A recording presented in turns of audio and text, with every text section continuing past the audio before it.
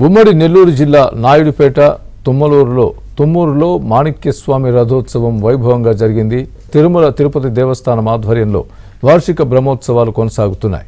శ్రీదేవి భూదేవి అమ్మవార్లను శ్రీవారిని విశేషంగా అలంకరించి రథోత్సవాన్ని సాగించారు. ఈ రథోత్సవంలో అశేష జనవాహిని పాల్గొన్నారు. స్వామి అమ్మవార్లపై మిరియాల చల్లితే తమ కోరికలు తీరతాయని భక్తుల ప్రగాఢ నమ్మకం. దీంతో అనేక మంది భక్తులు మిరియాలు విరివిరిగా చల్లి తమ మొక్కులను తీర్చుకున్నారు.